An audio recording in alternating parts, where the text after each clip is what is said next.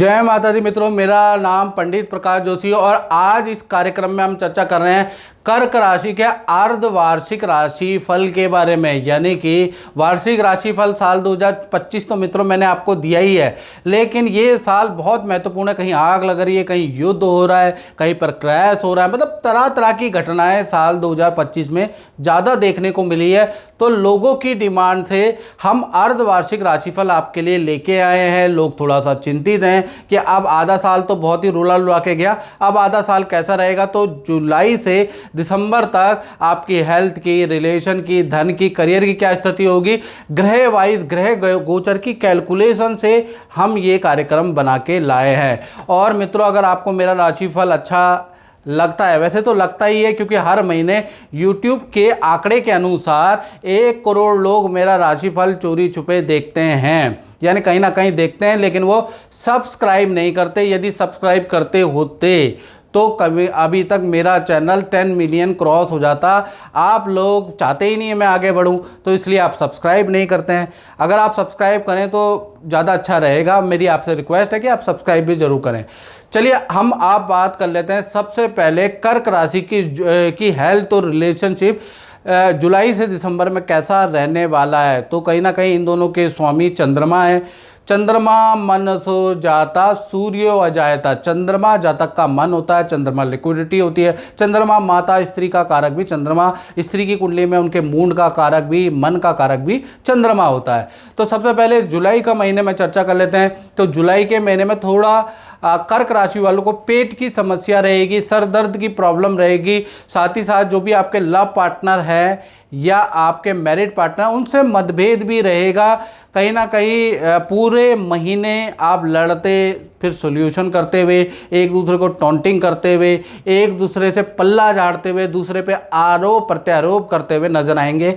यानी जुलाई का महीना हेल्थ में भी हल्का फुल्का गड़बड़ी और रिलेशनशिप में भी एक दूसरे पे दोषारोपण करते हुए नजर आएंगे। तो जुलाई का महीना अच्छा नहीं है। अगस्त के महीने में चर्चा करें तो अगस्त का महीना आपकी हेल्थ के लिए नॉर्मल है। पार्टनर को की अच्छी सेल होती हुई अगस्त में नज़र आ रही है।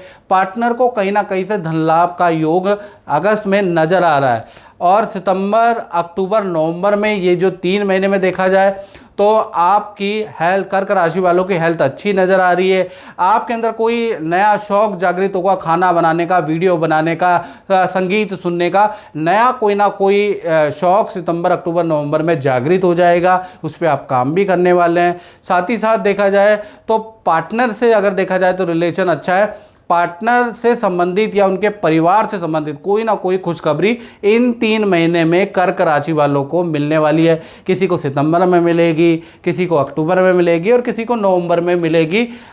यानी कि खुशखबरी तो पार्टनर से संबंधित आपको कोई ना कोई अच्छी वाली वो आपको मिलती हुई नजर आएगी। यानी ये 3 महीने बहुत अच्छे हैं। दिसंबर का महीना थोड़ा गड़बड़ नज़र आ रहा है। एक तो जुलाई और दिसंबर का महीना। दिसंबर के महीने में सरदर्द, ENT की समस्या और किसी व्यक्ति से आपके वाद विवाद भी रहेंगे। रिलेशनशिप पार्टनर से, चाहे लव पार्टनर से अच्छा रहेगा। आपके वाद विवाद किसी व्यक्ति से भयंकर रूप से होंगे। साथ ही साथ पार्टनर के साथ में नदी, पहाड़ों, हिल स्टेशन की यात्रा भी आप दिसंबर में करने वाले हैं, लेकिन हेल्थ पे ध्यान रखें। हेल्थ आपकी ठीक नहीं रहेगी, याद रखिएगा। तो कुल मिला के सबसे खराब महीना अगर देखा जाए तो जुलाई का, उसके बाद थोड़ा अच्छा बुरा महीना दिसंबर का रहेगा। जय माता दी मित्रों, मेरा नाम पंडित प्रकाश जोशी और आज हम एक कुंडली के बारे में चर्चा करेंगे जिसमें शनिदेव योग कारक होने के बावजूद भी नीलम पहनने पर नुकसान देता है। उस कुंडली के बारे में चर्चा करेंगे कि कुंडली के अंदर योग कारक है। शास्त्रों के अंदर भी लिखा है कि पंचमेश शनि होते हैं या तुला राशि में उच्च के होते हैं तो अच्छा रिजल्ट देते हैं। इनके रत्न पहनने चाहिए, लेकिन रत्न पहनने के बावजूद भी अच्छा रिजल्ट नहीं मिला है। इसका कारण क्या है? चलिए पहले कुंडली देख लीजिए। ये कुंडली है कन्या लगन की, विक्रांत जी की कुंडली है और ये कन्या लगन की कुंडली है। जैसा कि आप देख सकते हैं पंचमेश इनकी कुंडली में शनि है और पंचम, नवम और लगन के ज़्यादातर एस्ट्रोलॉजर आपको रत्न पहनाते हैं। और जो है शनि जो है तुला राशि के बैठे हुए हैं, तुला राशि के यानी कि उच्च के बैठे हुए हैं। उसके बावजूद भी पहले हम विक्रांत जी से बात कर लेते हैं कि उन्होंने कैसे कैसे किया और फिर मैं बताता हूँ कि क्यों रत्न सूट नहीं किया। विक्रांत जी, जय माता दी। जय माता दी।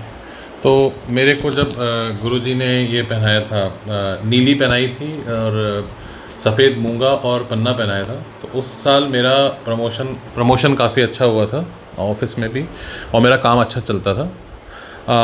लेकिन जब मैंने नीलम पहना 2017 में, तो मेरा एक्सीडेंट हो गया था घर में ही, मतलब मैं गिर गया था, तो ये उल्टे हाथ में फ्रैक्चर हो गया था, फिर मैंने उसको उतार दिया था।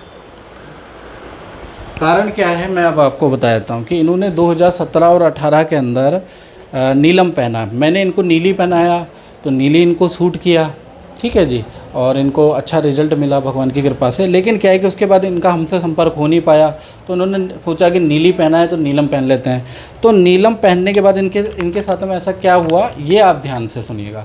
देखिए, जब भी हम नीलम पहनाते हैं तो नीलम में एक चीज़ का बड़ा ध्यान दिया जाता है कि उस समय पे आप पर कोई ढैया, कोई साढ़े साती तो नहीं है। यदि ढैया या साढ़े साती होगी, जैसे कि आप इनमें देख सकते हैं, इनकी मकर राशि है और विगत 2.5 साल में, अभी तो मकर राशि में शनि चल रहे हैं, विगत 2.5 साल में जो शनि थे वो आपके चल रहे थे धनु राशि में, धनु राशि से भी इनके ऊपर साढ़े साती चल रही थी। तो उस समय पे अगर आप नीलम पहनते हैं तो बड़ा नुकसानदायक हो जाएगा। अभी भी ये नीलम नहीं पहन सकते हैं। ये नीलम जब पहन सकते हैं जब इन पे पूर्णतया से साढ़े साती निकल जाएगी, जो कि, और नीलम इनको सूट भी करेगा विक्रांत जी को, क्योंकि इनको नीली सूट कर गई है।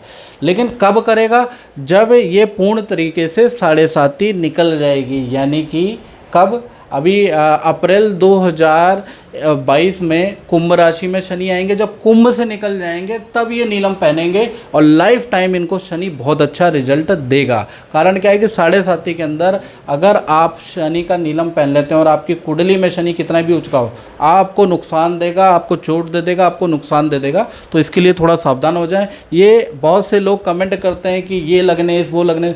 देखिए मित्रों, किताबी ज्ञान हमने भी बहुत लिया है, हमने बहुत पढ़ा है, पीएचडी की है, ठीक है, और मेडलिस्ट हैं वो आप जानते ही हैं।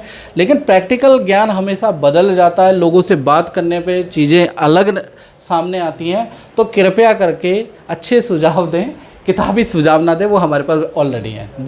इस कार्यक्रम में मित्रों बस इतना ही, मुझे दीजिए इजाज़त। जय माता दी मित्रों। अब बात कर लेते हैं कर्क राशि की धन की स्थिति के बारे में। और मित्रों, आपको डिटेल में चर्चा चाहिए, डिटेल में आपको कुंडली में एनालिसिस चाहिए, अपने अनुसार चाहिए, तो 7210124289 पे आप व्हाट्सएप करें और अपनी कुंडली का परामर्श टेलीफोनिक ले सकते हैं।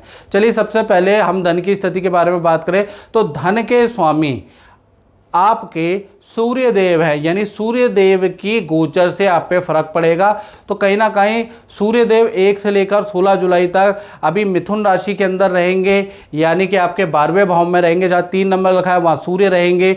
यानी कि 12वां भाव खर्चे का भी होता है, विदेश यात्रा का भी होता है, और सूर्य मिथुन राशि में बैठे हैं तो विदेशी इनकम का लाभ होगा।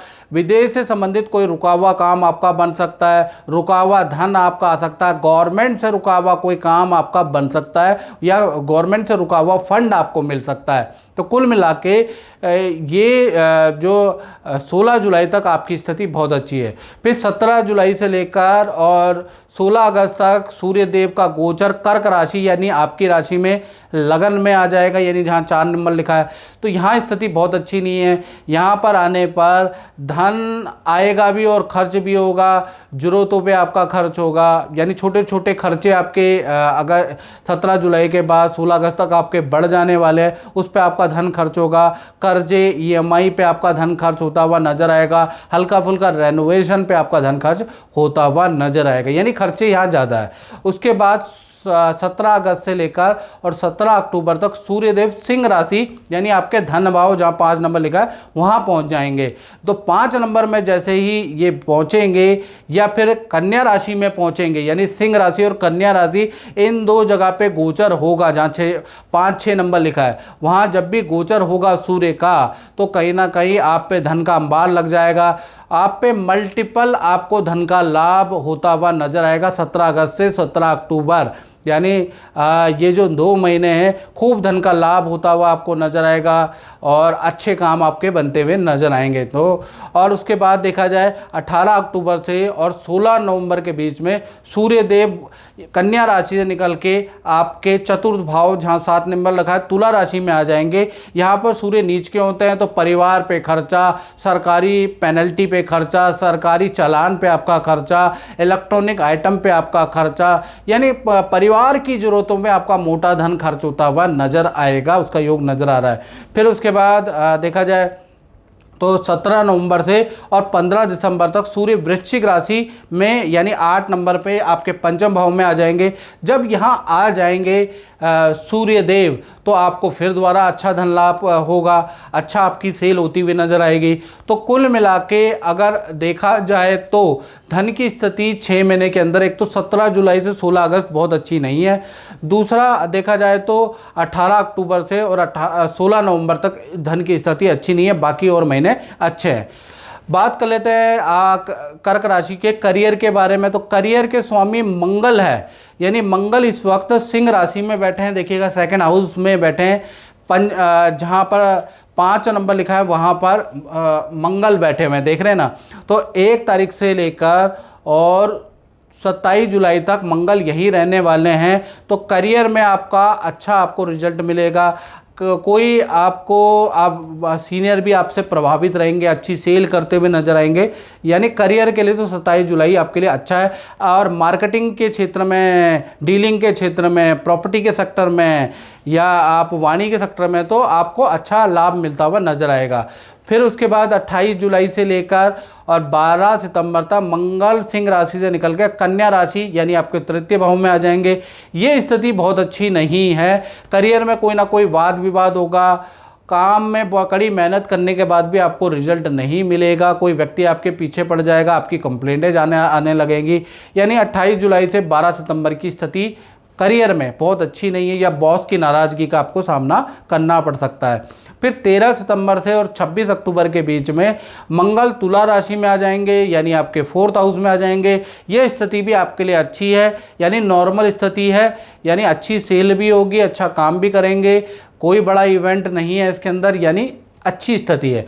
फिर 27 अक्टूबर से लेकर और पूरा दिसंबर तक मंगल वृश्चिक और धनु राशि दोनों राशि में गोचर करेंगे, यानी आपके पंचम भाव में और 6ठे भाव में गोचर करेंगे। ये स्थिति भी आपकी अच्छी ही रहने वाली है, यहाँ भी आपकी सेल अच्छी होगी, काम अच्छा रहेगा। तो कुल मिलाकर 13 सितंबर से लेकर दिसंबर तक पूरी आपकी अच्छी स्थिति है। करियर में सिर्फ एक ही अवस्था आपके लिए बहुत बेहतर नहीं है, वो है 28 जुलाई से और 12 सितंबर। इसमें आपको किसी से वाद विवाद नहीं करना है, नहीं तो आपको दिक्कत होगी। कोई गड़बड़ी वाला काम नहीं करना, बॉस से बिल्कुल वाद विवाद नहीं करना, या कोई भी इस तरह का काम मत करना जिससे आपके करियर में आ जाए। ये स्थिति बहुत अच्छी नहीं है। तो मित्रों, इस कार्यक्रम में बस इतना ही। मुझे दीजिए इजाज़त। जय माता दी।